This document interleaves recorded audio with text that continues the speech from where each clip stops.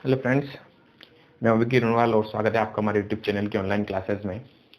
Last class में हमने discuss किया था कि डिबेंचर्स कितने तरीके से इश्यू किए जाते हैं, ऋण पत्रों का निर्गमन कितने प्रकार से किया जाता है, जिसमें हमने पढ़ा था नगद में ऋण पत्र निर्गमित किए जा सकते हैं, कैश में इश्यू हो सकते हैं और अदर देन कैश भी हो सकते हैं। कैश वाले टॉपिक को अपन पूरा कवर कर चुके हैं। अदर देन कैश में हमने पढ़ा था 3 तरीके से हम डिबेंचर इश्यू कर सकते हैं।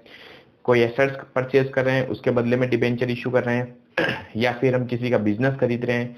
एसेट्स परचेज करने में और बिजनेस परचेज करने में डिफरेंस था। जब किसी का बिजनेस परचेज किया जाता है तो वहाँ एसेट्स एंड लाइबिलिटीज दोनों आती है, ठीक है। और थर्ड पॉइंट था हमारे पास संपार्श्विक प्रतिभूति।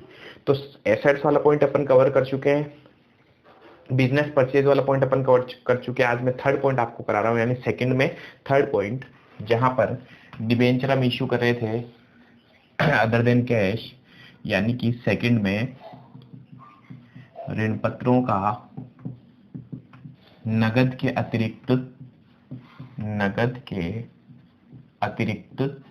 निर्गमन, ठीक है। Debentures issued other than cash. इसके अंदर हमने फर्स्ट पॉइंट कवर कर लिया, लास्ट वीडियो में सेकंड पॉइंट कवर कर लिया, और आज मैं इसमें थर्ड पॉइंट आपके कवर करा रहा हूं, जो है हमारे पास में समपार्श्विक प्रतिभूति के रूप में। समपार्श्विक प्रतिभूति के रूप में, जिसे इंग्लिश में हम बोल सकते हैं कोलेटरल सिक्योरिटी, ठीक है। अब ये होता ही है, देखिए, कंपनी जो है वो एक बड़ा बिजनेस का टाइप होता है, उसे पैसों की जरूरत पड़ती रहती है। तो पैसा जब भी लेता है तो या तो शेयर्स इशू कर सकता है, या जैसे डिबेंचर इशू कर सकता है, या कई बार वो बैंक से लोन लेता है, ठीक है। अगर कंपनी बैंक के पास लोन लेने जाती है तो बैंक डायरेक्टली कंपनी को लोन नहीं देता, वो कोई ना कोई चीज मॉर्गेज रखवाता है, गिरवी रखवाता है, ठीक है। तो बैंक कंपनी को कहेगा कि आपको कोई ना कोई चीज हमारे पास में गिरवी रखनी पड़ेगी, तब हम इसके बदले में आपको क्या करेंगे, लोन देंगे। अब कंपनी के पास में कोई अगर एसेट्स नहीं हो तो कंपनी क्या कर सकती है, अपने जो डिबेंचर्स हैं, अपने जो ऋण पत्र हैं, वो बैंक के पास में गिरवी रख सकती है और बैंक से लोन ले सकती है, ठीक है। यानी कि जब कंपनी बैंक के पास लोन लेने जाती है तो उस लोन के बदले में अपने ऋण पत्र जो है वो गिरवी रख देती है। ध्यान रखना, इशू नहीं कर रही है पब्लिक में, सिर्फ गिरवी रख रही है, और जब लोन का रीपेमेंट कर देगी कंपनी तो वो डिबेंचर्स वापस कंपनी के पास में आ जाएंगे। तो ऋण पत्रों को ऋण के बदले यानी लोन के बदले में गिरवी रखने को अपन क्या बोलते हैं, समपार्श्विक प्रतिभूति, कोलेटरल सिक्योरिटी। यानी हम बैंक से लोन ले रहे हैं, उसके बदले हमारे डिबेंचर्स गिरवी रख रहे हैं, मॉर्गेज रख रहे हैं, प्लेस कर रहे हैं। क्लियर है? चलिए, तो अब बात आती है कि समपार्श्विक प्रतिभूति के रूप में जब आप अपने डिबेंचर्स, ऋण पत्रों का निर्गमन करेंगे, इशू करेंगे, तो इस केस में हम इसकी अकाउंटिंग कैसे करेंगे। इसकी 2 तरीके से अकाउंटिंग होती है, ठीक है। इंपॉर्टेंट क्वेश्चन बनेगा इसका। तो इसकी अकाउंटिंग जो है वो 2 तरीके से होती है। सबसे फर्स्ट है, अब क्योंकि इसकी अकाउंटिंग की अपन बात करें, इसकी अकाउंटिंग में 2 पॉइंट आते हैं। पहला पॉइंट तो ये है कि हम बैंक के पास गए, हमने बैंक से लोन लिया, तो बैंक से लोन लेने पर तो हम एंट्री करेंगे, ठीक है। लेकिन दूसरी चीज है, जो हम गिरवी रख रहे हैं, क्या वास्तव में हमने अपने डिबेंचर पब्लिक में इश्यू किए हैं क्या? पब्लिक में तो हमने डिबेंचर इश्यू किए ही नहीं है, ये तो हम एज ए सिक्योरिटी रख रहे हैं, ठीक है। तो मैं बैंक से लोन लेता हूं, उसके बदले हमारे डिबेंचर्स अगर हम गिरवी रख रहे हैं, तो यहाँ पर वास्तव में देखा जाए तो कोई लेन देन नहीं हो रहा है, ट्रांजेक्शन नहीं हो रहा है। लेन देन जो था बैंक से लोन लेने का वो तो हो चुका है, इसके बाद में हम क्या कर रहे हैं, हमारे डिबेंचर्स गिरवी रख रहे हैं। गिरवी रखने का मतलब ये नहीं है कि आपने इश्यू कर दिए। अब क्योंकि जब तक डिबेंचर्स इश्यू नहीं होते हैं तो आप कोई जनरल एंट्री कर ही नहीं सकते, तो इसलिए हमारे पास समपार्श्विक प्रतिभूति, कोलेटरल सिक्योरिटी में 2 तरीके के ट्रांजेक्शन होंगे, 2 तरीके से इसकी अकाउंटिंग होगी। एक तो ये मान के अकाउंटिंग की जाएगी कि इसमें कोई लेन देन नहीं हुआ, इसलिए इस मॉर्गेज की यानी गिरवी रखने की हम कोई भी एंट्री नहीं करते, ठीक है। यानी कि ऋण पत्र निर्गमन की प्रविष्टि नहीं की जाए, no entry for debentures issue, ठीक है। और दूसरा है, कई लोगों ने कहा कि आप बैंक से लोन ले रहे हो, आप डिबेंचर पब्लिक में इशू तो नहीं कर रहे हो, लेकिन आपके यहां से तो डिबेंचर जा ही रहे ना, ठीक है। तो हमारे यहाँ से क्योंकि डिबेंचर तो एक बार इश्यू हो ही रहे हैं, चाहे हमने पब्लिक में इश्यू किया नहीं किए, मेरे यहाँ से तो एक बार डिबेंचर चले गए, यानी कि सेकंड जो मेथड है वो कहता है इसकी एंट्री कीजिए, यानी कि हमें ऋण पत्रों की प्रविष्टि अगर करनी हो तो क्या होगा, ऋण पत्र निर्गमन की प्रविष्टि की जाए, entry for debenture issued is done या डू। अब इस केस में यानी कि हमारे पास दो तरीके के ट्रांजेक्शन्स हो गए, यहाँ पर दो तरीके से अकाउंटिंग के ट्रीटमेंट हो गए कि आप जब अपने डिबेंचर्स गिरवी रखते हो तो पहला मेथड कहता है कि आप इसकी कोई एंट्री मत करो, और दूसरा मेथड कहता है आप इसकी एंट्री करो। क्वेश्चन आपको हमेशा बताएगा कि किस मेथड से अपन को अकाउंटिंग करनी है, ठीक है। दोनों ही केस में ध्यान रखना, लोन तो हमने लिया, लोन लेने की तो फिक्स से एंट्री करनी ही अपने को पड़ेगी ही पड़ेगी, चाहे कोई मेथड हो। यहाँ दोनों मेथड में लोन लेने की तो एंट्री करनी है। दूसरी चीज है, जो हम डिबेंचर्स इशू कर रहे हैं एज ए कोलेटरल सिक्योरिटी, उसकी हम एंट्री करें या नहीं करें, तो यहाँ पर पॉइंट आएगा, उसकी हमें यहाँ पर एंट्री नहीं करनी, ठीक है। तो अब इस केस में और इस केस में सबसे फर्स्ट हम ऑन लोन टेकन अगर हम लोन लेंगे तो इसकी एंट्री करेंगे, और दूसरी कोलेटरल सिक्योरिटी की एंट्री की जाएगी या नहीं, कोलेटरल सिक्योरिटी, ठीक है। अगेन क्योंकि ट्रांजेक्शन दो हो रहे हैं, पहला लोन लिया फिर हमने हमारे डिबेंचर्स गिरवी रखे, सेम टू सेम यहाँ पर भी दो एंट्रीज होंगी हमारी, ऑन लोन टेकन लोन लेने पर क्या होगा, और दूसरा कोलेटरल सिक्योरिटी समपार्श्विक प्रतिभूति, ठीक है। तो अगर इस मेथड की बात की जाए तो लोन लेने पर हम क्या एंट्री करेंगे, बैंक के पास कंपनी बैंक के पास जाएगी और बैंक से पैसा लेगी, बैंक हमारे बैंक अकाउंट में पैसा डाल देगा, तो कंपनी का बैंक बैलेंस इंक्रीज होगा, है ना। हमारे पास बैंक बैलेंस इंक्रीज होने पर बैंक अकाउंट को डेबिट किया जाता है, तो यहाँ पर मैं एंट्री करूंगा बैंक अकाउंट डेबिट टू, और ये जो पैसा मुझे मिल रहा है बाय वे ऑफ लोन मिल रहा है, लोन का मतलब समझ रहे हो,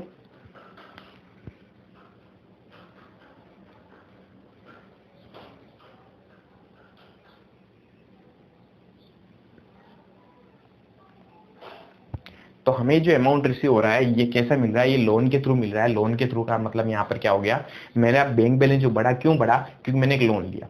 अब लोन लिया तो ये हमारे लिए लायबिलिटी बन गई, वापस रिपे करना पड़ेगा, इसलिए जो लायबिलिटी होती है हमेशा क्रेडिट की जाती है, ठीक है।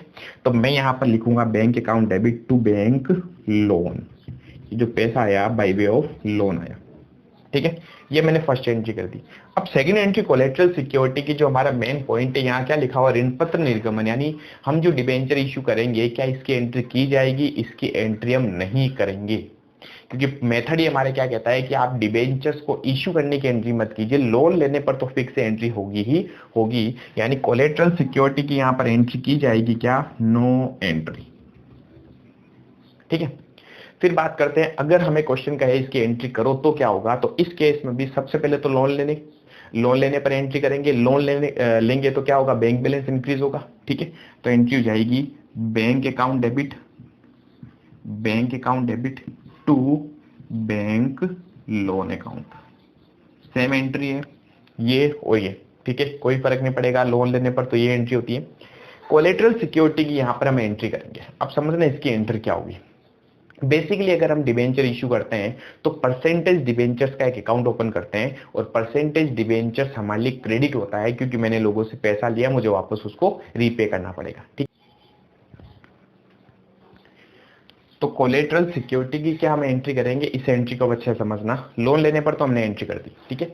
कोलेटरल सिक्योरिटी के ऊपर हम एंट्री करते हैं, हमारे यहाँ से डिबेंचर इशू हो रहे हैं, ठीक है, बैंक के पास जा रहे हैं। डिबेंचर जब भी हमारे यहाँ से इश्यू होते हैं तो हम डिबेंचर्स को क्रेडिट करते हैं, क्योंकि जब भी डिबेंचर इश्यू किए जाते हैं वो हमेशा क्रेडिट होते हैं, ठीक है।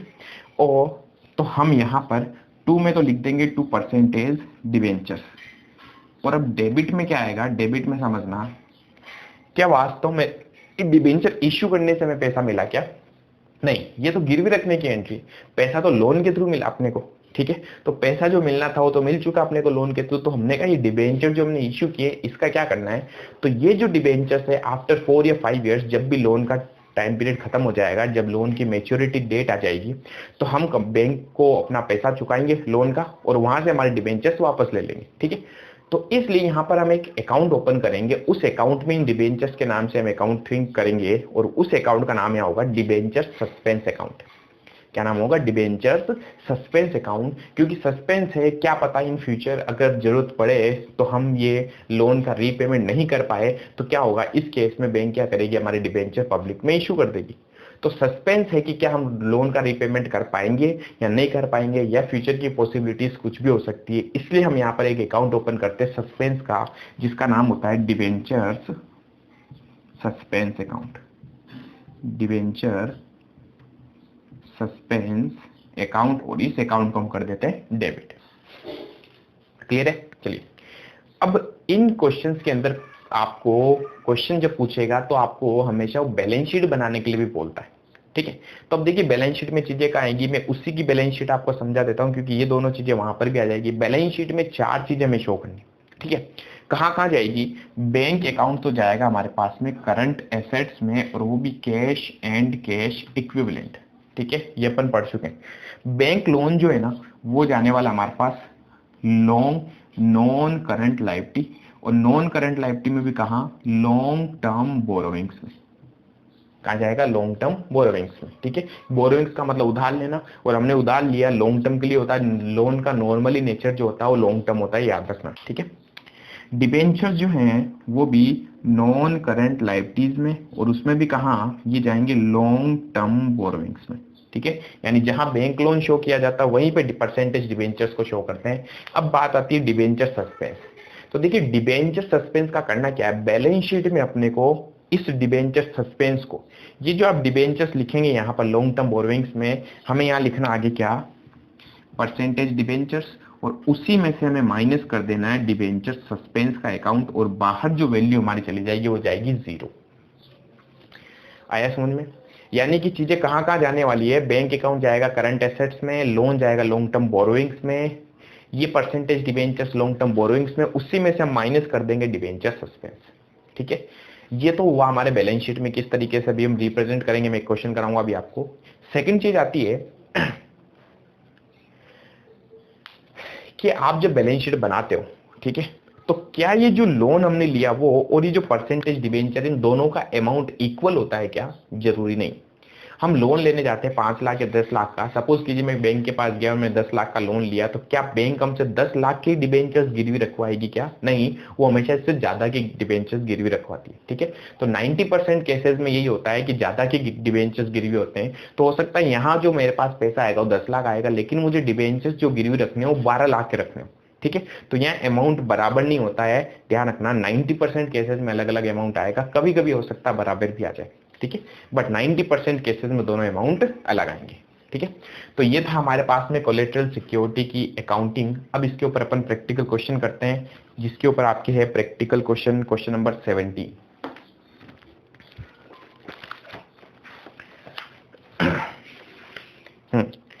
क्वेश्चन नंबर 17 में देखिए, रीड कीजिए फटाफट, मैं मिटा देता हूं।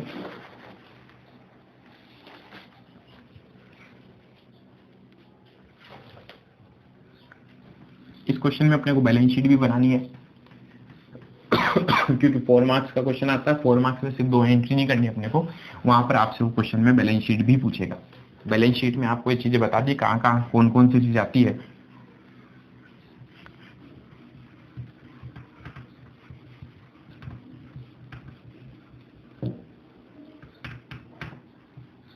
चलिए देखिए क्वेश्चन नंबर 17, पेज नंबर है हमारे पास 226। क्या लिखा हुआ है, गजेंद्र लिमिटेड ने बैंक ऑफ इंडिया से 5 लाख रुपए का ऋण लिया। गजेंद्र लिमिटेड टू के loan of ₹5 lakh from bank of India. तो गजेंद्र लिमिटेड कंपनी है, वो बैंक से लोन ले रही है 5 लाख रुपीस का, and put 7% debentures of ₹6 lakh to the bank as a collateral security. और उसने बैंक के पास में 6 लाख रुपए के ऋण पत्र संपार्श्विक प्रतिभूति के रूप में रखे। तो देखो लोन 5 लाख का लिया और हम जो डिबेंचर्स गिरवी रख रहे हैं वो 6 लाख रुपए के रख रहे हैं। ठीक है, आगे गिव जरा entries in the books of Gajendra limited and draw balance sheet. ठीक है, तो जरा एंट्रीज भी करनी है और बैलेंस शीट भी बनानी है। नो एंट्री वाज मेड और देखो इसने क्या बोला, if first point no entry was made, यानी कोई एंट्री नहीं की जाएगी, तो अगेन ध्यान से सुन लेना, लोन लेने पर तो एंट्री होगी होगी, ठीक है। तो एंट्री कौन सी नहीं की जाएगी, वो है हमारी कोलेटरल सिक्योरिटी की एंट्री नहीं की जाएगी, बाकी यहाँ पर एंट्री होगी। दूसरा पॉइंट है, अगर सेकंड पॉइंट क्या कह रहा है, entry was passed for issue of debentures as a collateral security, अगर एंट्री की जाए तो क्या होगा, ठीक है। तो अब हम अकाउंटिंग करते हैं इसकी। क्वेश्चन नंबर है हमारे पास में 17, क्वेश्चन नंबर 17।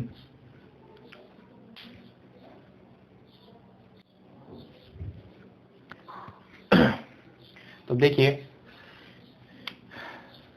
सबसे फर्स्ट अपन एंट्री कर रहे हैं, first if no entry was made, अगर कोई एंट्री नहीं की जाए तो इस केस में क्या होगा, ठीक है। और यहां पर हम करेंगे इफ एंट्री वॉज पास्ट, अगर जनरल एंट्री की गई हो तो किस तरीके से हम यहाँ पर पॉइंट सोल्व करेंगे, ठीक है। तो यहाँ पर हमें सबसे पहले तो जनरल एंट्रीज भी करनी है और बैलेंस शीट भी बनानी है, इसलिए मैंने इसको दो पार्ट में बांट लिया। तो कुछ पार्ट में हम जनरल एंट्रीज कर लेंगे, बाकी के पार्ट में अपन यहाँ पर बैलेंस शीट बना लेंगे। सबसे फर्स्ट हमारे पास में ऑन लोन टेकन, लोन लेने पर हम क्या एंट्री करेंगे, ठीक है। तो हमारी एंट्री हो जाएगी, अभी भी एंट्री बताई थी आपको, बैंक अकाउंट डेबिट सबसे पहली एंट्री। और लोन जो हमने लिया है ना वो 5 लाख रुपीस का लिया है, तो हमारा बैंक बैलेंस जो इंक्रीज होगा वो कितने से इंक्रीज होगा, 5 लाख से। तो टू बैंक लोन अकाउंट, और यहाँ आ जाएंगे 5 लाख रुपीस।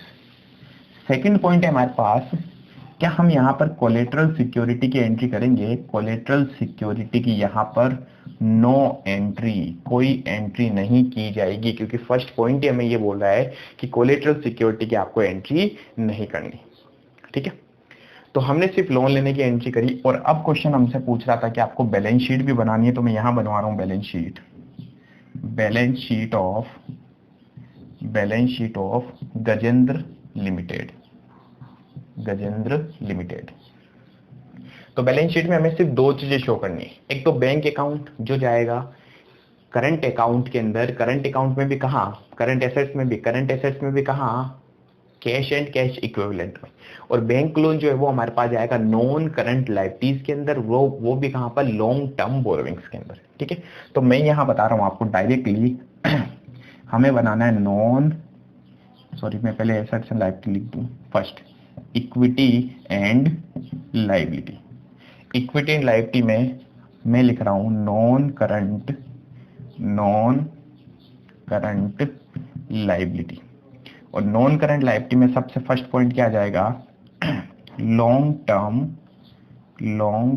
टर्म बोरोविंग्स, ठीक है। यहां पर हमारा बैंक लोन हमने कितने का ले रखा है, 5 लाख रुपीस का, तो 5 लाख यहाँ शो कर दी जाएंगे। बस लायबिलिटी में एक ही चीज है हमारे पास, बैंक करंट एसेट्स में जाएगा, तो बी पॉइंट हमने लिख दी यहाँ पर एसेट्स, और एसेट्स में भी कौन से एसेट्स, करंट एसेट, तो यहां लिखेंगे हम करंट एसेट्स, ठीक है। और करंट एसेट्स में भी क्या, कैश एंड कैश इक्विवेलेंट। ये तो हम बहुत बार कर चुके हैं, कैश एंड कैश इक्विवेलेंट, यानी बैंक बैलेंस कहां पर आता है, बैंक अकाउंट। कितना है बैंक अकाउंट में बैलेंस, 5 लाख रुपीज। ये 5 लाख रुपीज हमने यहाँ पर लिख दिया। तो ये बन गई हमारी बैलेंस शीट, ठीक है। 5 लाख दोनों की टोटल आ गई। अब बात करते हैं अगर एंट्री की जाए तो क्या होगा। तो अगेन सबसे फर्स्ट लोन लेने पर एंट्री करेंगे, ऑन लोन टेकन। लोन लेने पर क्या एंट्री की जाएगी, तो हमारी एंट्री हो जाएगी bank account debit, bank balance बढ़ेगा, to bank loan same entry होगी, to bank loan 5 lakh rupees, ठीक है। और क्या अब हम कोलेटरल सिक्योरिटी की एंट्री करेंगे, यस अब करनी पड़ेगी, क्योंकि क्वेश्चन खुद कह रहा है कि इसकी एंट्री की जाए तो बताइए क्या होगा। तो हमने कहा कोलेटरल सिक्योरिटी की हम एंट्री करेंगे, कोलेटरल सिक्योरिटी जिसे हिंदी में क्या कह सकते हैं, संपार्श्विक प्रतिभूति। क्या एंट्री होगी, डिबेंचर सस्पेंस का अकाउंट ओपन कर दो, डिबेंचर सस्पेंस अकाउंट डेबिट, और 2 में आ जाएगा परसेंटेज डिबेंचर। कितने परसेंट डिबेंचर थे हमारे पास, 7% डिबेंचर, 7 ही थे, 17 question, yes 7% debenture to 7% debenture. अब यहाँ देखना, डिवेंचर जो हमने गिरवी रखे हैं ना, वो कितने की गिरवी रखे हैं? वो हमने गिरवी रखे हैं 6 लाख रुपए के। लोन तो 5 लाख है, लेकिन डिवेंचर हमने गिरवी रखे 6 लाख के, तो यहाँ पर अमाउंट आने वाला है 6 लाख रुपीज। ठीक है, और अब अपने को बना देनी है इसकी क्या? Balance sheet.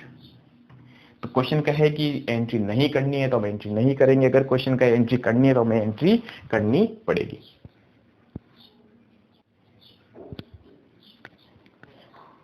ठीक है, तो अब हम इसकी बनाने वाले बैलेंस शीट। अब देखिए बैलेंस शीट में क्या क्या आएगा। अब 4 चीजें शो होने वाली है। करंट एसेट्स में जाएगा, ये लाइबिलिटी में जाएगा, ये दोनों चीजें लाइबिलिटी में आपस में एडजस्ट हो जाएगी। यानी कि सबसे फर्स्ट हम पॉइंट बनाएंगे equity and liability. Equity and liability, equity and liability में सबसे पहले हमें लिखना है non current liabilities. Non current liability, और नॉन करंट लाइबिलिटी में हमें लिखना है long term borrowings. Long term borrowings. ठीक है, लॉन्ग टर्म बोरोविंग्स में अब क्या क्या आने वाला है? एक तो आएगा bank loan. Bank loan, loan हमने लिया हुआ है 5 लाख रुपीज, तो 5 लाख आ जाएंगे। सेकेंड पॉइंट अपने को यहीं पे लिखना है 7% डिवेंचर्स। डिवेंचर्स और लोन दोनों ही बोरोविंग्स ही होते हैं हमेशा। ठीक है, तो डिवेंचर्स भी हमेशा याद रखना लॉन्ग टर्म बोरोविंग्स में आता है, बट इसका अमाउंट जो है वो 6 लाख रुपीज यही लिखेंगे, और इसी में से हम यहाँ पर माइनस कर देंगे डिवेंचर्स सस्पेंस अकाउंट 6 लाख। तो देखिए हमने सिर्फ बैलेंस शीट में शो किया है कि हमने डिबेंचर इश्यू कर रखे हैं और 6 डिबेंचर सस्पेंस को वापस माइनस कर दिया। तो कई बच्चे कहते हैं कि सर यहाँ पर वैल्यू तो बाहर 0 आ रही, तो लिखा ही क्यों? लिखने का तरीका है, अगर हम ये लिखेंगे तो इससे ये रिप्रेजेंट होगा कि हमने इस लोन के लिए क्या कर रखा है, यहाँ पर कुछ अमाउंट गिरवी रख रखा है। ठीक है, कितना गिरवी रखा है वो आपको सस्पेंस वाला बैलेंस पता था, इसलिए हमें यहाँ पर शो करना पड़ता है। ठीक है, बाकी इसको शो करने की जरूरत नहीं होती। जैसे यहाँ मैंने शो नहीं किया। बी पॉइंट एसेट्स, एसेट्स में अब क्या क्या आएगा हमारे पास में?